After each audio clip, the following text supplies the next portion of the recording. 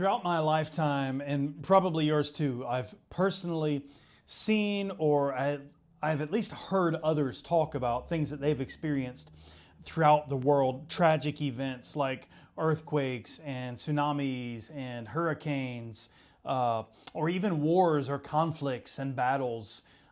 You might be familiar with wildfires that have charred thousands of acres of woods, or again, hurricanes or tsunamis that have wiped out land and really destroyed many people's and many families' lives. On top of all those natural events, humans have been the cause of at least a catalyst for many other things that have affected countless lives. Things like wars and riots that have claimed lives of countless people, or even viruses that have been either created or spilled out, released. Violent regimes that throughout human history has caused genocide of whole races of people. We're familiar with these things, but if you take a brief look through any history book, you would see that it's not just me and you in our lifetime and in our current era that has experienced these kinds of things or heard about these things. These things have been going on really pretty much as long as humanity has existed. And that is because of its broken, sinful state that we are in. And it would be naive and really ignorant to think that at any point this is going to stop until we leave this broken, sinful world that is kind of bound by that sin and bound by evil. But when these major earthquakes or these devastating wars or these mysterious eclipses, these things happen, we can't help but wonder if maybe there's something else that's going on behind the scenes, or in maybe even kind of a spiritual realm that we can't see, something that we can't see with our eyes or hear with our ears or touch with our hands. Is there something else going on? Is there a maybe even a hidden or kind of secret meaning behind the things that we see or that we experience about? And so we come across passages in the Bible that show us that really there is this kind of unseen realm. There really is more going on than meets the eye, more than we can hear with our ears. And in one such passage that we find talk of this is in the book of Matthew, chapter 24. This is Jesus. He's on the Mount of Olives. He's teaching his disciples. And you can go read it, but he begins to explain that in the end times, or at least that the end times are coming, when you begin to experience things like wars and rumors of wars, when you begin to see earthquakes and famines in various places, is how Jesus described it. And he said many are even going to fall away from their faith, fall away from their Christianity. Brother is going to betray brother. False prophets are going to rise up. And Jesus paints this horrible picture of all these things are going to be happening. He calls them signs of the end times, or signs of the times. And then he even says that around this time, the gospel of the kingdom is going to be preached all across the world to all nations. And then he says, in the end will come. And if you're like me and you read a passage like that, you read what Jesus says, you have some big questions. And for me, here's the big questions I have. It seems like all those things that Jesus describes in Matthew 24 have already happened.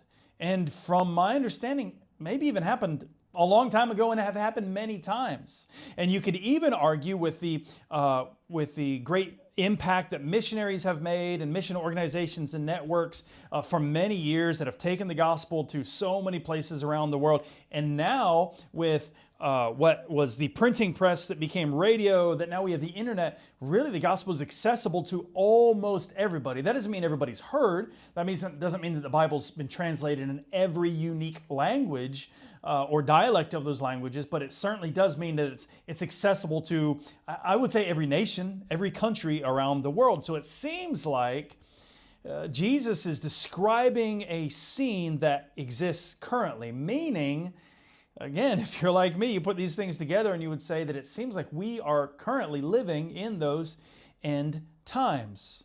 And then we read passages in the book of Daniel, or we read the book of Revelation. That's both of those are known for their prophecy and their prophetic messages about the end times. And so this kind of begs the question, how are we supposed to respond when we see these symbols, when we see the signs, when we hear things and we see things that seem to begin to line up according to what Jesus said is going to lead to the end, how are we supposed to respond to those things?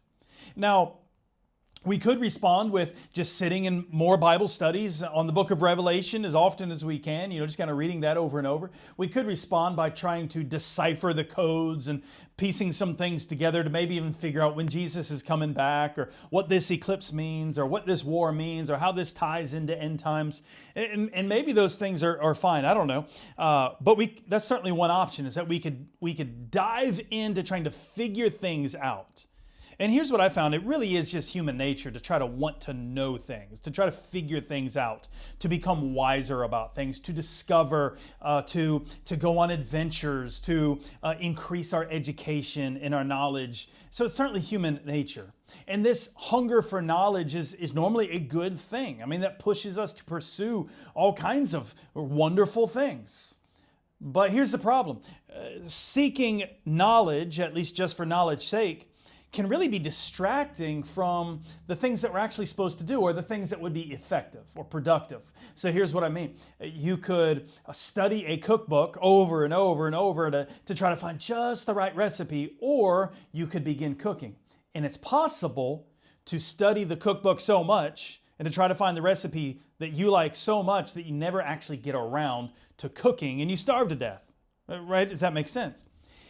And so if that's the case, in a very similar way, it is possible as a Christian to spend so much time studying the Bible, which is a wonderful thing, scouring the internet, which could be good or could be bad, going down so many YouTube or TikTok or whatever rabbit holes like Alice in Wonderland, and to try to figure out the answers, so much so that you actually lose touch with reality and you neglect the other Christian responsibilities that you have.